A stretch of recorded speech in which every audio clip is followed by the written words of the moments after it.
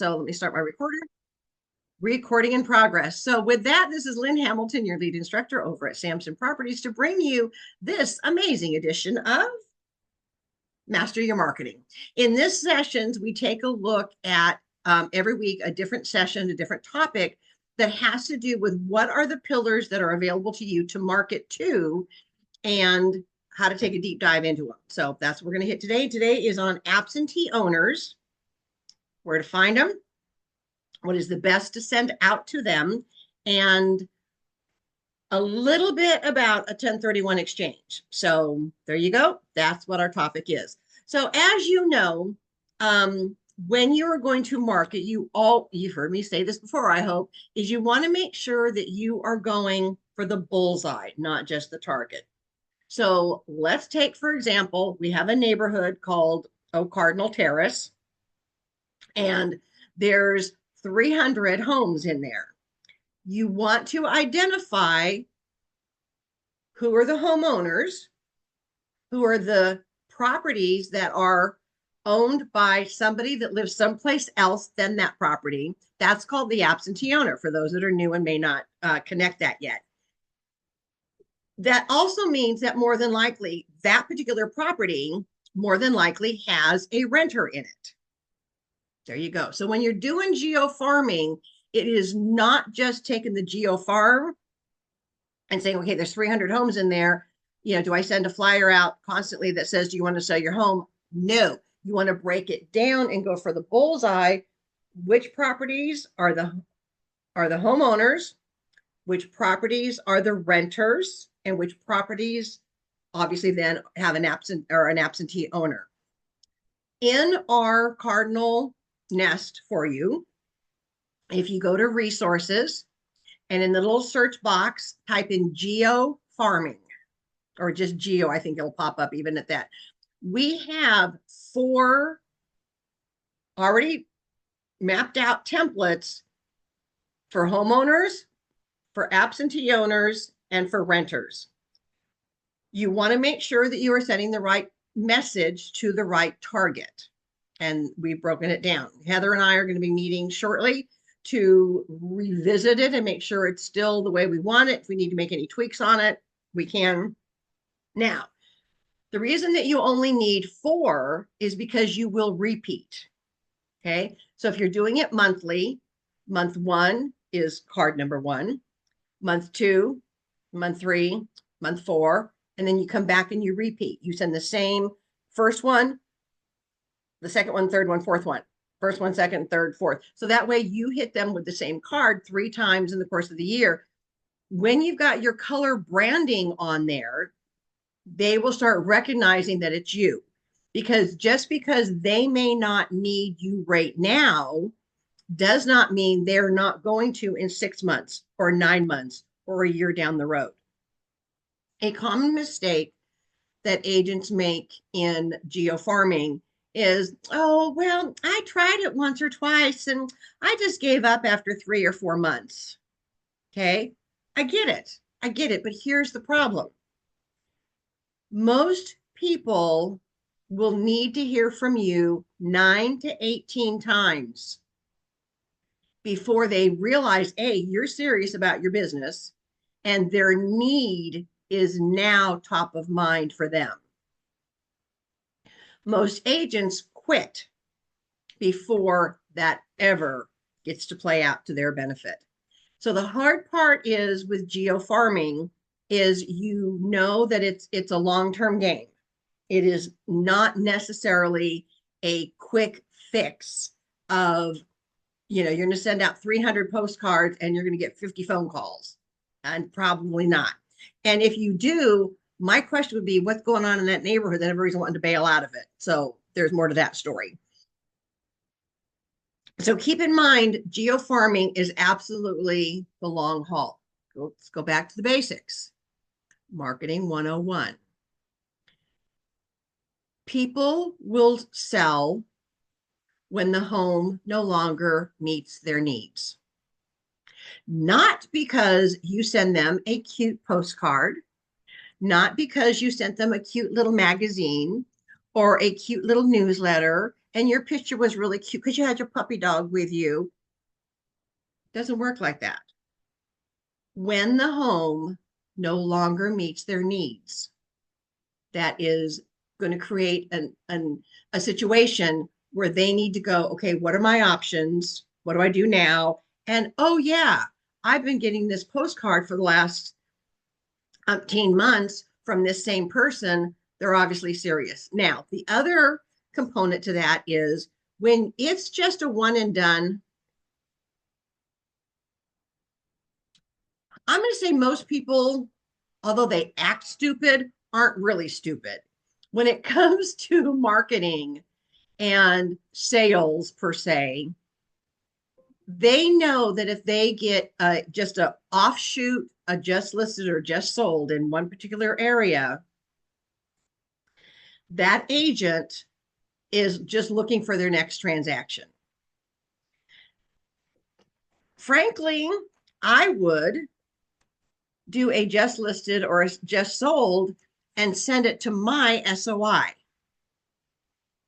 I want my SOI to know that I've got business going. Now, if you are seriously marketing to that area, you darn right you want to send the just listed and the just solds to that area, because that, again, you're continuing to build your footprint, your reputation, your appearance in that area. But please do not ever think it's going to be a one and done. Do not ever think that just because stats show that for every new listing, especially in early spring that comes on, or early fall to winter comes on, that there's 1 to 3 additional homeowners in that area that might be considering a sell, according to the National Association of Realtors numbers that they analyze and put out every once in a while. Don't think that just because those are the stats that you can send something out and automatically you're going to get something. It is possible that 1, 2, or 3 people already have an agent who's been getting stuff from them on a regular basis. So kind of take that with a grain of salt and consider that as you're planning out your strategy. Now, I want to pick on Lisa and Jess for a minute because I know they're here. I see Jesse's out at the beach. Lisa's hanging out in downtown Fredericksburg. I know that they have specific neighborhoods that they're target marketing. Now, if you've got a listing or a sale in that market, you darn well absolutely take advantage of the just listed, just solds. But if it's in an offshoot area that you're by fluke, it just came up to be, if you can redirect those just listed or just sold back to your neighborhood, I would do it 10 times faster than throwing just something out to the wind in a neighborhood that you don't have the name recognition in, if that makes sense to everyone as well. So think about where you're at and what you're doing. I would rather see them go to your SOI and build up your recognition there than just an offshoot, throw it to the wind and it's like throwing Jello on the wall and see if it's going to stick. It's like going out on a windy day just before the hurricane hits and throwing out grass seed, not putting it down, but just throwing it out, because the bulk of it is going to get caught in the wind and blown away, or the birds are going to come eat it real quick and you're going to have nothing grow from it. So think about it in that aspect if possible. So let's talk back into focus on absentee owners. Here are some of the suggestions and recommendations on that. First off, when you go into and run your search for the area that you want to target, there is a component there or a box in there that says owner occupied. I hope that you all know about that. It's either default or there's a yes or a no.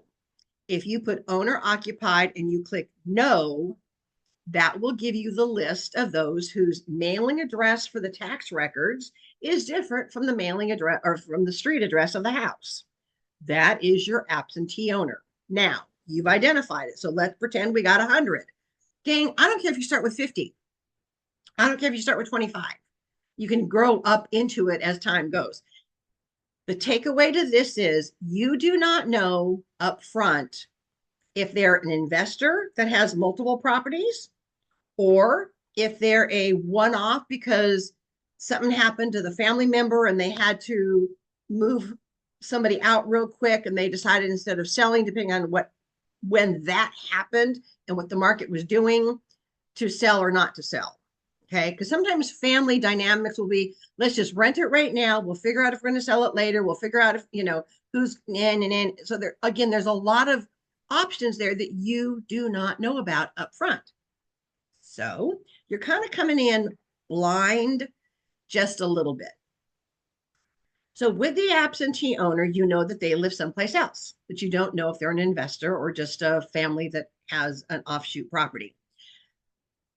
The best scenario is to do a letter first. Yes, that means postage stamps. So if you don't have stamps, go get yourself a roll or two, stick them on your desk. One great way to do it, and I've done it in the past, and there are a lot of agents who have done it in the past, they will pick their area. So they've got, I'm just going to say 50 in there. They will say, okay, here's where the houses are at. Here's the addresses. You're going to do a drive-by, and you're going to, from the street, from your car window, you're just going to take your phone, zoom, and click a picture of the property.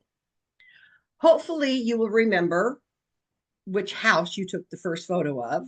If not, write it down so you know picture number 1 on your phone is this address. Picture number 2 is this address. You get back to the office and you download those, I'm just going to say 5 photos that you're doing on one day. You will embed that photo into a letter, front and center, and the letter will read something to the effect of, dear homeowner, or, and again, you'll have their name, so you can put their name actually in there. I do quite a bit of marketing in this footprint. I just wanted to let you see, what your house looks like right now. And I don't know if you are an investor that would want to consider another property in the area, because sometimes they will, or if you're tired of being the landlord, let me know. I then, again, just a couple of quick sentences, but then the bottom portion of the one page will have what is currently available on the market and what the pricing is. Or you could do the just sold for the last 30 days.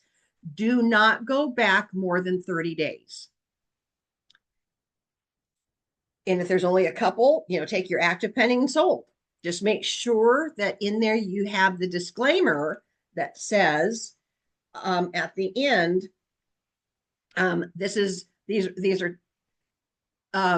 these are taken from the MLS. They represent various brokerages. I am not the listing agent on all of these properties.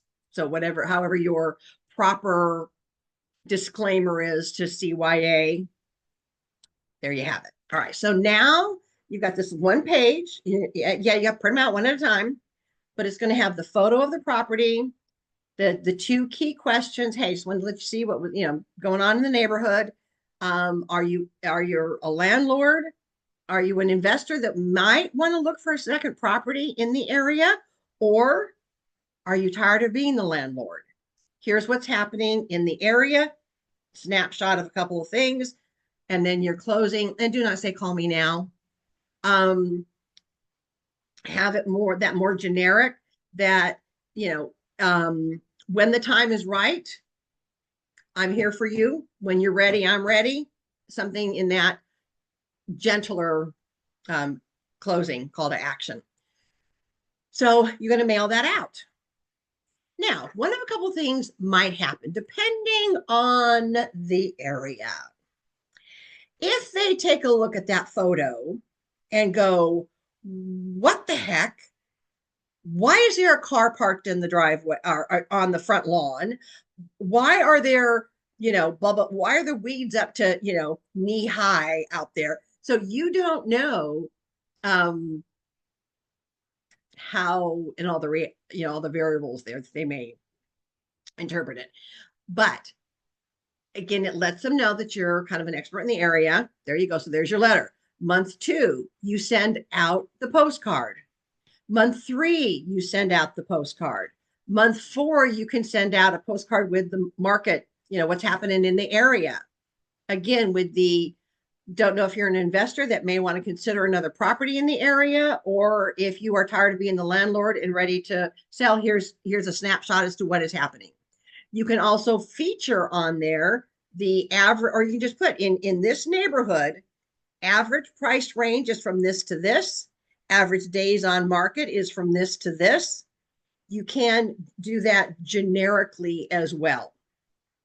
So you're providing tidbits of information on a steady drip. As we talk in Jumpstart session 4 about how you build out and coordinate your activities for each of your marketing pillars, you can either do it a Monday through Friday, where the first week of the month you focus on your database.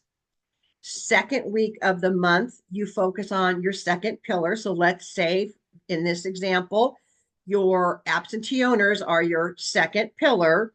You would focus the second week of the month focusing on your absentee owners. That's when the letters would go out, the postcards would go out if it's time, or you would get back out and do 5 more letters and 5 more photos or 10 more, whatever you find you can take, and you build it out that way. Now, if your brain goes the other direction, you can go this way. Every Monday, all 4 months or 4 weeks of the month, you focus on your database. On Tuesdays, you focus on your second pillar. Let's say it's the absentee owners. So every Tuesday is what you're plugging. Every Wednesday is your third pillar and fourth pillar. So it can go the first, second, third, fourth week of the month, or if your brain is better going the other direction, it can go every Monday. I focus on this. Every Tuesday, I focus on this. Every Wednesday, I focus on this. You need to decide as you are selecting your pillars, you need to know which way your brain needs to think. And that is when it goes on the calendar and you block off at least an hour, if more or less, either vertical or horizontal, to focus on that particular pillar and for marketing to that group. Okay. So you've done the letter with the photo. You've done postcard, postcard, postcard. You want to go back and do letter again. Postcard, postcard, postcard, letter again. Postcard, postcard, postcard, letter again. So you want to stagger it out. Yes, the postcards are cheaper, and you can do mass mail. You can do and you can run those through the print shop. Tell you a little secret. Even though the print shop says they need to go out in bundles of 200, I got a secret. If you only have 100, they can still run them, print them. They may just need to hold them for a day until they get another batch that they can embed, so it's 200 or more. And that print center runs pretty much around the clock. So worst scenario, they may have to sit for a day or two, but since there's no time stamp on these, you're going to be okay. There you go. Now you know. All right. So if and when the opportunity comes for them to reach out to you, this is where and why in Jumpstart session 1, I ask you all to be familiar with setting up a Zoom meeting, because this is the ideal scenario where you would do a listing consultation, probably by Zoom, because they live someplace else. Ideally, you sit down face to face. But in this situation, they may be living somewhere else, which is why you need to have your seller consultation already prepped. You can customize it, save it in a PDF. There are several things that you can do to send it to them in a flip book, or if you're savvy in Canva, it can be done in there as well, and created a flip book to go through. But more than likely, you will be doing a remote listing consultation with them. You need to find out who's on title, and hopefully you've already looked that up and you know. Has there been a death of the person who's on title? What do you do from there?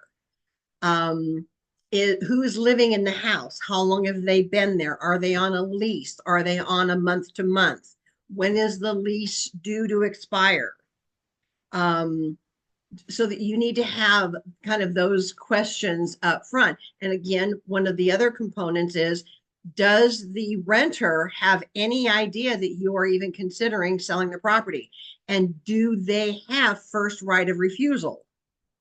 That may have been written into a lease agreement or a rental agreement that they have first right of refusal. In other words, if the house is going to get sold, they have the first right as the person that's living in there to either be able to step up to the plate to buy it or not. So that's the first right of refusal. So that's a little piece of the puzzle that you will have during that consultation or conversation with the homeowner, wherever they happen to be living at. Now, they may be an investor, and they may be intrigued by the fact that you asked if they're interested in picking up a second property within that footprint. Oftentimes, if somebody's going to pick up property for investments, sometimes they like to have it close to where they live. It just makes life a whole lot easier for property management instead of having them scattered all over here, there, and everywhere. So that may be a component that you have that conversation over. If they are, obviously, by showing them what is currently available, may intrigue them or may not intrigue them. We don't know. So we're going in blind just a little bit, but it's okay. All right. The day will come at some point that they tell you, leave me alone, because you always, at some point you also want to try to get their email address. More than likely, it's not going to show up on their tax records, but you're going to try to get that information.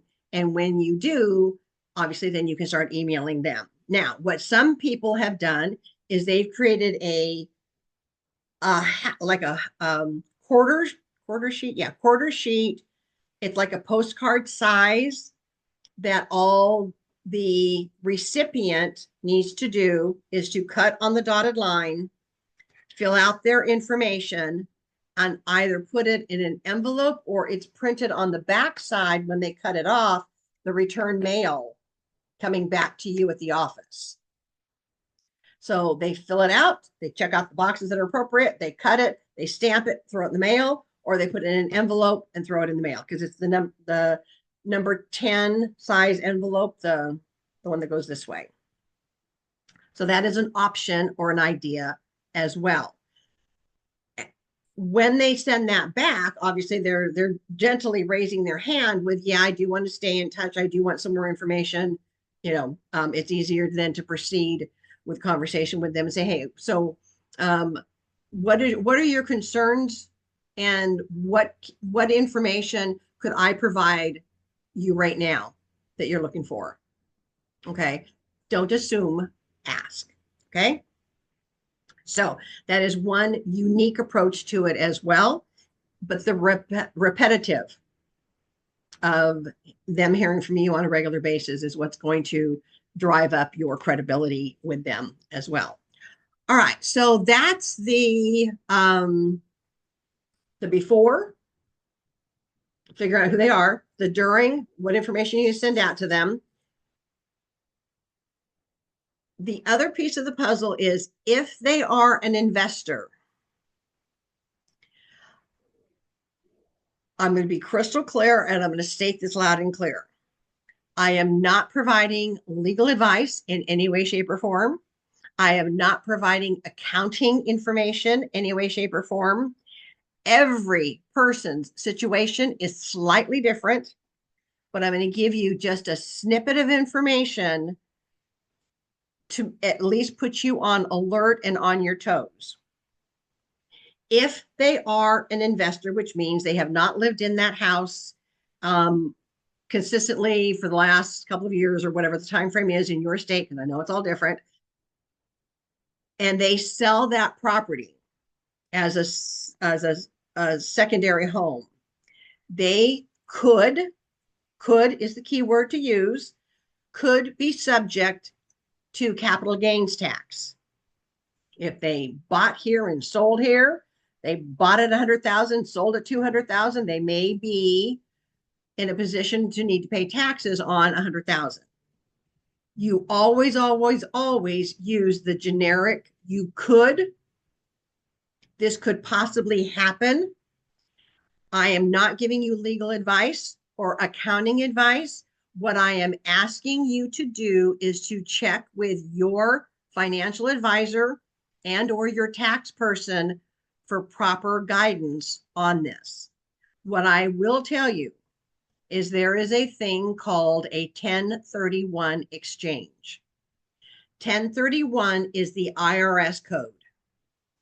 Personally, if I was going to be doing this, and when I did, I went to the IRS.gov or whatever it was. I found the just explanation of 1031 exchanges and I printed it out. I had copies of it.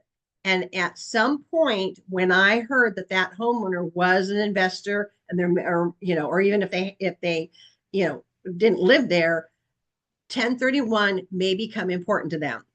At some point, at least once a year, I would send them a copy of the IRS 1031 regulation that said, and basically my little cover letter to them is, in case that day comes, or when that day comes, that you're needing or wanting to consider a sale, here are some things that you need to know about ahead of time. It is their responsibility to research it based off their specific criteria.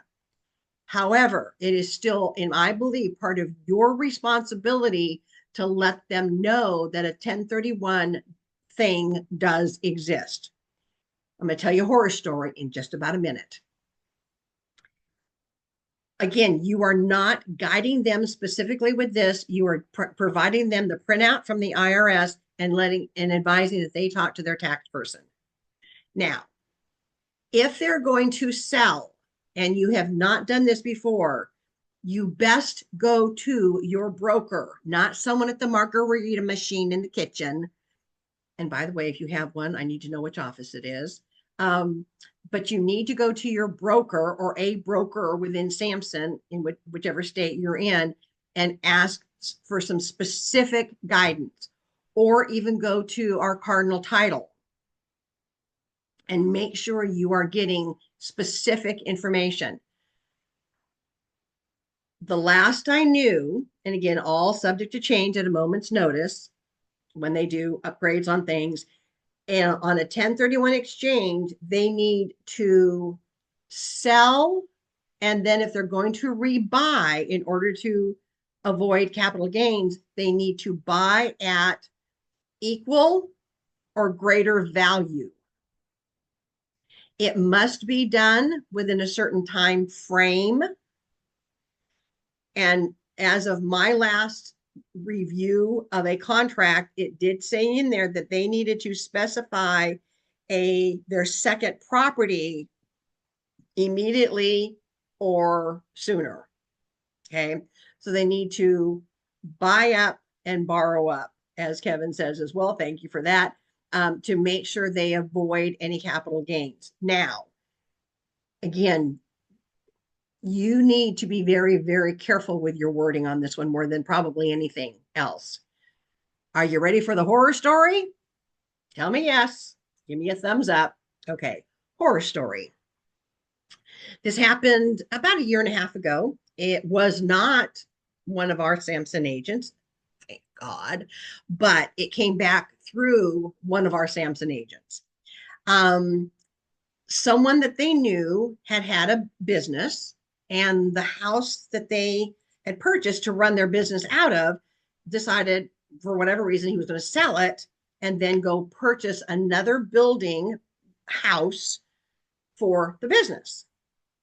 And the agent that he chose to use was an old friend of the family's, and he wanted to help her out. And she knew nothing about 1031 exchanges. And so she's all excited that she's got the sale and the buy. And about a couple months down the road, he gets a bill from the IRS for $30,000. He was not a happy camper. And when he questioned and started questioning it, oh, yeah, because the property was not identified as a 1031 exchange.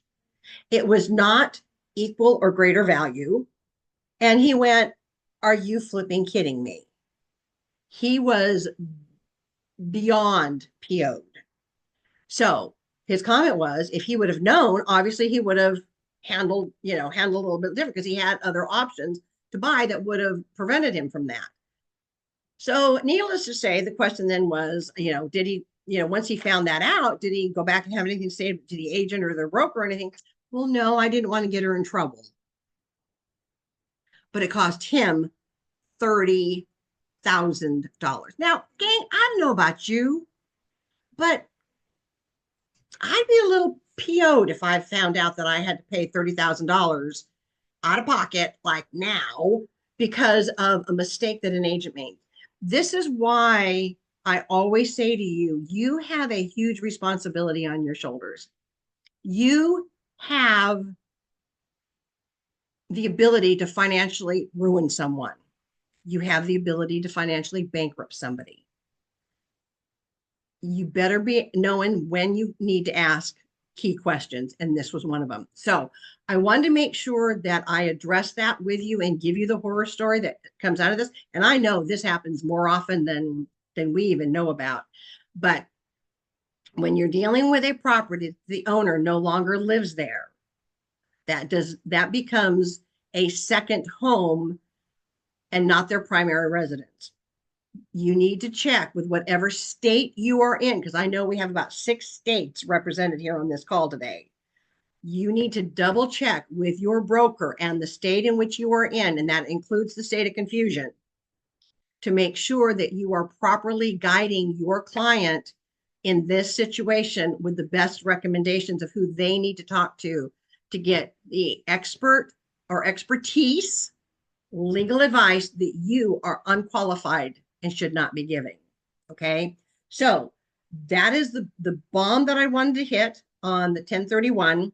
Make sure that you are not taking a client down a drain hole, because if you think you're ever going to hear from them again or get referrals from them after you just cost them 30 grand, think again, because they are not going to return your calls from that point forward. Okay. So absentee owners are a great avenue to market. I know agents who tapped into it because nobody else was, and they continually built out that component until, again, the need changed. They were ready to sell. They were ready to reinvest in a second property, whatever it was. And they happened to be top of mind because they had consistently sent stuff to that address, that owner, for a long period of time. Again, it comes back to when the home no longer meets their needs. When that house no longer meets their needs and they're ready to get rid of it, whether they live there or not, that's when you need to be top of mind and know that you have provided constant and steady and consistent information of value to them, not just, so you ready to sell? You ready to sell? You ready to sell? Because that's not going to get you very far. Okay. I'm going to go over to the chat box real quick. Kevin, I'm going to ask you to unmute and chime in. Do you have any additional do's, don'ts, guidances? What have you, and again, you can't tell us what you've seen in litigation, but does that come up I know it comes up every so often, but what words of advice or wisdom could you share with the group as well? Well, I think Samson has a really good list of approved vendors, people that they like you working with, and you want to be really careful because one of the issues is going to be that I have a case right now where somebody gave a referral over to an inspector who missed a whole bunch of stuff, and then we have a lawsuit over negligent referral. Use the company's vendor list. I mean, we in our office in California, we have an approved vendor list that we use. It's full of attorneys, it's full of inspectors, three of everybody if you can, right? Because if you only refer one, then you could end up running the risk that, if they do a really poor job. Otherwise, if you refer three, then, your statement is, well, I'm sorry, the other two were really good. I Yeah. mean, but use the list that Samson has, and I think that'll really get you out of a lot of trouble. Absolutely, absolutely. And again, we've got great resources. We are one of the few companies that I will tell you we have attorneys on call for us. They're with Cardinal. And I never forget, I had a client or an agent who was wanting to come on to Samson a couple of years ago, said, well, one of the issues that she had with another company was there were no attorneys. Because when you go to settlement, by the way, if there's not an attorney there, the processor cannot answer a question. The processor there is to verify and witness signatures, not to interpret the contract and answer any questions. So if you don't have the attorney there and something comes up, yeah, you're all sitting there going, nobody can legally answer it.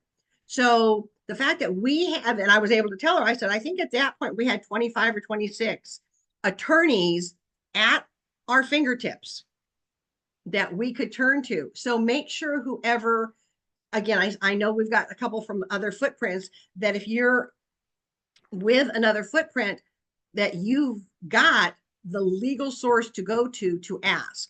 But yeah, when we're done with this call, go over to the IRS website, find the 1031 exchange information, or just Google it and print it out and at least read through it.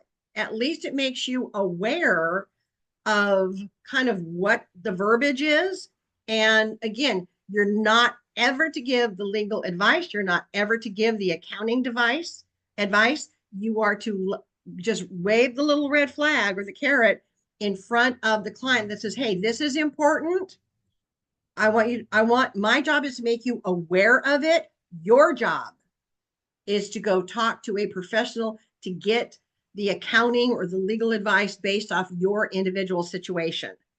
Now you can proceed forward, but also know that there are certain contract forms that need to go along with it, identification of a secondary property if they're going to buy something else. So again, do your homework before you jump in head first into the deep end and then realize that you're just jumped into a rip current and you can't get out of it. So there you go. All right, gang. Again, this is just one more of the pillars of the 24 pillars that you get to choose from as to how you want to market your business. If this is something that you are intrigued with and interested in, have the financial wherewithal to keep it going for, the long run, then you start with what your budget allows. Letter, postcard, postcard, postcard, letter, postcard, postcard, postcard.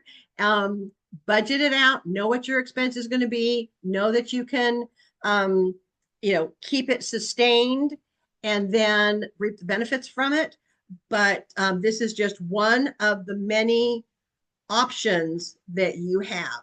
So, Jeff, I see you posted a comment. You have a couple of thoughts on you've got a couple of thoughts for what it's worth. Jeff, what do you want to share with us? Can I go audio?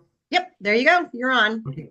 I just wanted to say on a couple of things. One, on the 1031 exchange, you got to be real careful about the handling of the checks. If there's a closing and the money transfers into the hands of your client, they're cooked. I mean, Yes. that's one point. Probably what I've heard in the past, probably the best advice is to get an intermediator that can take care of the whole thing for you and keep you out of all the trouble. So that's another. Absolutely. As far as your idea about approaching the absentee owners, I just wanted to share with everybody that some time ago I wrote a letter along the lines of what you're talking about, but I targeted a very specific audience. I went to the county that I wanted to deal with, and I was looking for absentee landowners. So I was looking for people who had 10 acres or more in Amherst County, because I'm down here in the Lynchburg area. And when I sent that letter out, I had a database that I had created that told how many acres they had and told various other things that I had been able to collect from public records. And I mail merged those into the letter so that every letter was very specific to that particular person. The biggest amount of money I ever made in real estate came off of that mailing. And I think I mailed out 100 letters or thereabouts. And I think I got 4 or 5 deals off of it.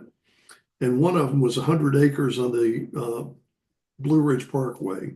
Ooh. And so that was a dandy. But sometimes when we think about going after residential properties, everybody else is going after them. And if you switch it up and decide you're going to go after land, if you're willing to do that, you may find that that's a lane that you can get in that doesn't have a lot of competition. That's all I got. No, that is excellent. Thank you for sharing that. That is amazing. And again, I appreciate the feedback from those who have walked the walk, and who have done it. So kudos for you, and thank you for sharing. But yeah, getting the mediator, the accommodator is absolutely a valuable part of getting through that. And I love the point too, the reminder of do not let the money touch the account or the hands of that seller. No way. Yeah, one thing on the mailing that I did for the land Mhm. that's kind of interesting. I've got a gentleman who has that letter folded up inside his desk drawer. And every day on the anniversary of that letter, he calls me and he asks me, he says, I was so impressed by that letter. I keep it nearby, and every year I'm going to check up with you. And one of these days, I'm going to list it with you. I've changed companies twice since then, and I'm still getting calls from him every I year. love it. I love it. See, that is the beauty of keeping the phone number and even the email address or the web address, because they can follow you, and you, I'm sure, probably stay in touch with him. Would you be comfortable? I'll ask you later if you'd be comfortable in sharing that letter with me. I do not have a copy of it anymore, but I can reconstruct it and get it pretty darn close. Okay.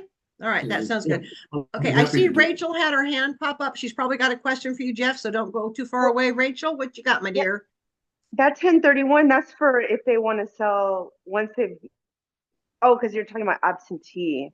I Mhm. understand now. I'm so Well, no, sorry. the I was thinking if you want to 1031 sell it, then they have to have the property rented for 2 years, right?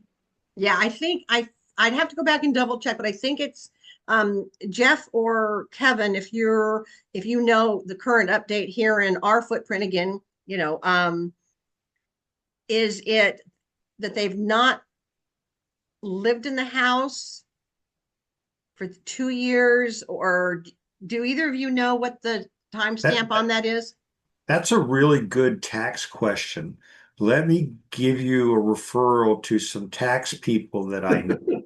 Because when you're Exactly. doing 1031s, you're doing tax and legal. And I You don't don't know. want to do either one. I don't know about that. I wouldn't do either one of those. I mean, Yeah. I know. I talk to attorneys all day long, and I tell them, you work way harder than I do. I have way too much fun in real estate because there's a lot of money in real estate. And most times I've spent all my time chasing them for bills. They got to pay me, right? Yeah. But yeah, don't tax and legal advice. Be really careful. Anytime you're involved in a 1031 tax deferred exchange, you got to be really, really careful. Accommodator for the money and never touch the money. You buy up, you borrow up, otherwise it's called boot, and then that is a taxable event. But you don't need to know all this. Say, hey, you know what? That's a really good tax question. Let me refer you to some tax people. Exactly. And again, if often, I'm not going to say always, but often if they're an investor, they probably know more about it than you do, but they may have forgotten as well. So, but if it's just the average homeowner that moved grandma out of the house, it still can fall into that category. nobody in the family has lived there in a certain period of time. So therefore it does make it. I would go pull the 1031 exchange or 1031 IRS ruling up and see what it says. See if it has any specifics in there. And again, if I was had a client, I would have it. I would, anything that was, I thought was pertinent, I may put a highlight or a post-it note on it and say, here, you need to take this to your attorney or to the tax person or who does your accounting for specific, because you do not know what their entire portfolio is or isn't. So, one more comment, if I may. Sure, absolutely. In a 1031 exchange, a $30,000 hit is peanuts to what it could be. Mm-hmm. You could be in millions, and the hit could be unbelievable. It destroy your client, destroy you, just wipe everybody out. So $30,000, that's chump change in a 1031. Yep. Yeah.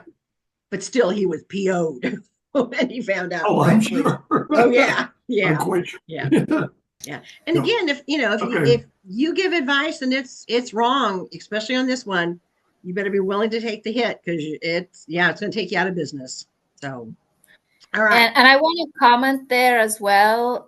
So there was a lot of lesson in what Kevin just did. He answered it very short, but he said, this is a very good tax question.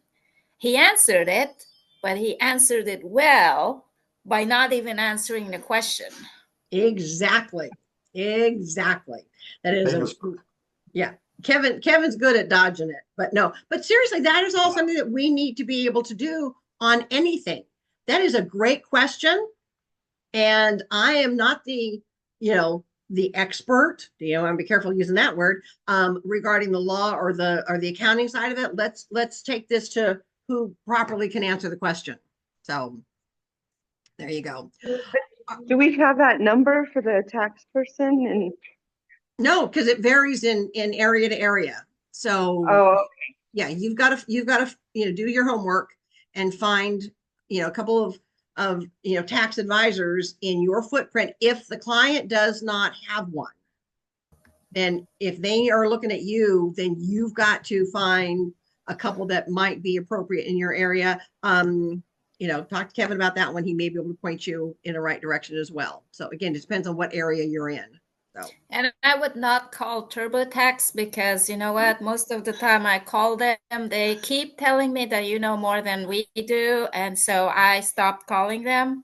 I would rather go to the IRS website and find it myself versus calling that TurboTax person, which is very, very junior in most cases. Yep. Oh, good comment. Yes. TurboTax is not your go-to source. And if you call the IRS, they will tell you that they don't give tax advice. That is absolutely true. This 1031 thing could be the mess up of your lifetime.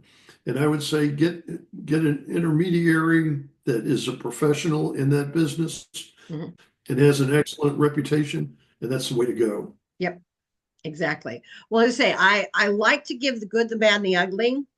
And if this is a path that you're wanting to go down with absentee owners, you better get your together and get your resources together before you even start it in any type of a build out. Because again, you're right, it can bite you probably more than almost anything. This one can bite you and bite you hard. So hopefully I've scared you all just a little bit. Then I've done my job.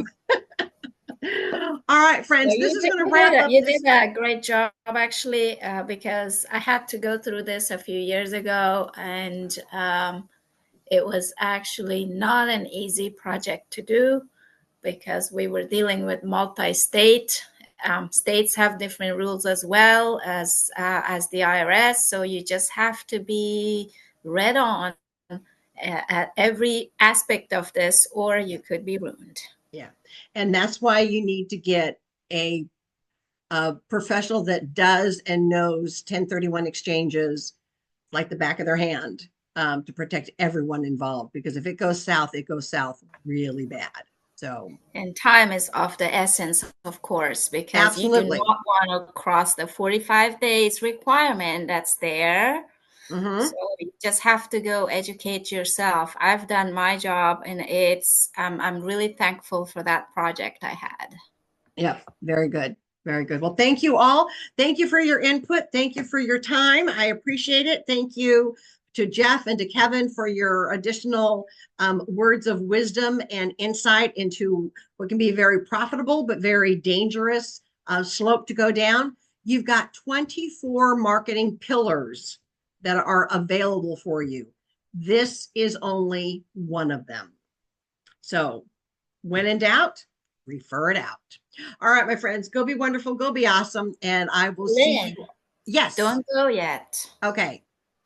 So where is the bonus? How do we find the absentee owners? We need to know how to do this on MLS.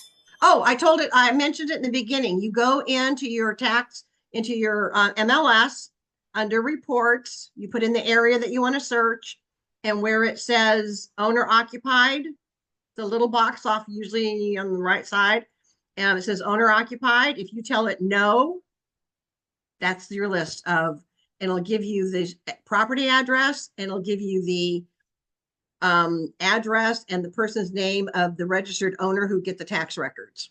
That's how you know that it's an absentee owner and that the property is probably being rented. Awesome. Thank you so much for that. I must have missed it earlier. Yep. There you go. All right, my friends, go be wonderful. Go be awesome. I'll have this posted later for review, and then I will also post any notes or anything else that need to come up there at a later point in time. All right, my friends, have a great one. Thank you for joining me, and we will see you in the next session of Stuff You Need to Know. Bye Have a for great now. weekend, Lynn. Thank